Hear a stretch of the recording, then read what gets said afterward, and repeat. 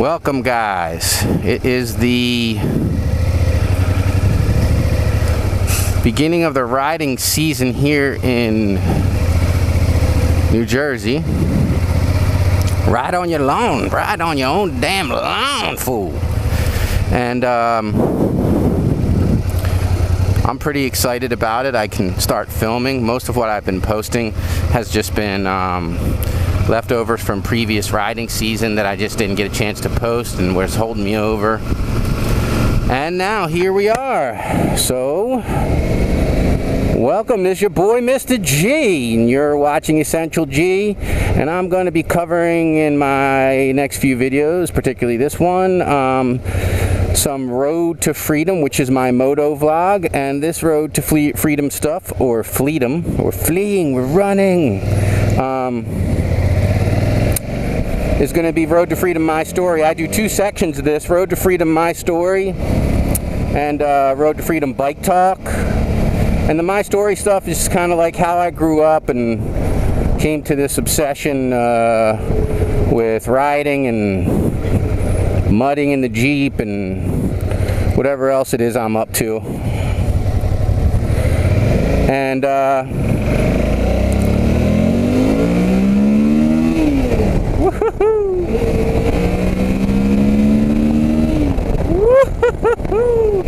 gotta love this engine, it's ridiculous. And so I want to do some Steve stories. I have a friend named Steve, one of the few lifelong friends I've had since childhood. We were out of touch for a long period of time. We've reconnected in the last couple of years. And Steve was a big part of my teen life going into my officially being a licensed driver stage. And I remember his first car was this like maroon looking convert. Actually, I remember he had a Datsun 280ZX, but I think his first car was the maroon convertible that he had. And we had a blast together in that thing. Now at the time, because I was a foster kid and I lived in New Jersey and was a ward of the court of the state of Pennsylvania, I wasn't allowed to have my driver's license, and so that's a big part of my current obsession, and I'll tell that story at some point, like what all the facts with that were. But long story short is I didn't get to have my rite of passage that I've talked about of getting, earning money for my own car and souping it up, turning it into a hot ride and driving the wheels off of it. I didn't get that chance until after I went into the Army. And so all my friends were driving and I was having to kind of drive vicariously through them, and Steve was one of them. The best Steve story I have in reference to this stuff anyway would be us going through a Wendy's parking lot to hit the drive-thru. So we're just being nuts in the car because that's what you do when you're a young teenager and you're earning your independence. And we're far away from the home and we're out and about. I don't know if we even had any money. We scrounged up enough money to like go through the drive-thru and just be ridiculous. But then we were like taking it to the next level because that's what teenagers do. And so first we start ordering just like ridiculous stuff. So I'm like, can I have a large Coke, no cup, extra ice, no Coke? We're just like being ridiculous.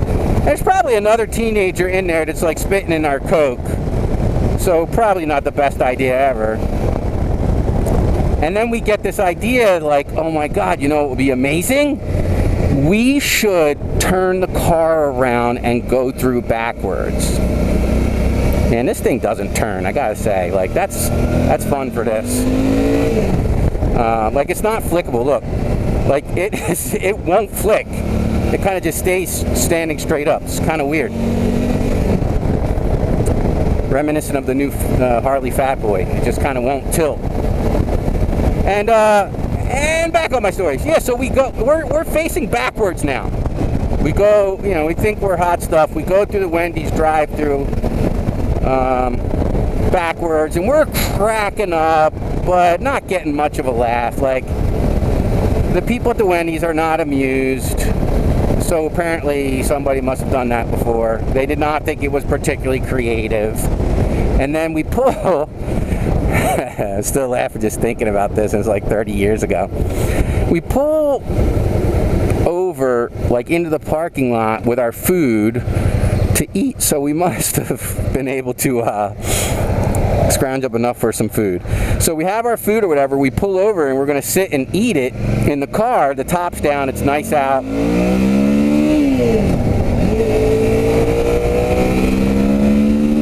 Love this. Love this. And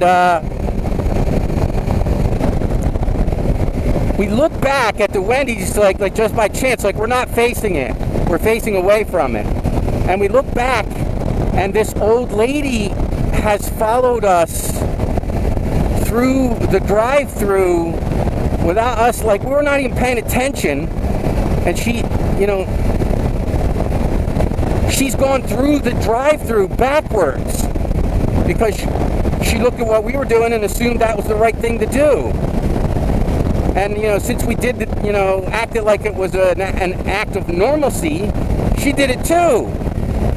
So this old lady's in the drive-thru backwards. Now we're just completely beside ourselves with laughter. Like, cannot get control. Laughing so hard that my stomach is in pain. And I mean, to a point like I'm laughing so hard that I actually want to stop laughing because it's now painful. But I can't even, like, look at Steve because I'm going to see, like, that smile on his face and know what he's laughing about, and I'm going to start laughing all over again. So, you know, it's a super important, memorable moment. Dudes are out. And a big shout out to my friend Steve Bader. Yes, we make lots of jokes about that last name. Glad that he's come back into my life in the last few years. Things have been great, getting to be reacquainted. And you got a story like this that you can match, please tell it. Tell it in the comment section. Make a response video. I don't care. I want to hear it because that's a classic right there. I mean, it doesn't get better than going through the Wendy's drive-thru backwards and having some little old lady turn her car around and follow you through backwards. It can't get better than that. Your boy G. Like, share, and subscribe. And I'll catch you on the flip side. Peace.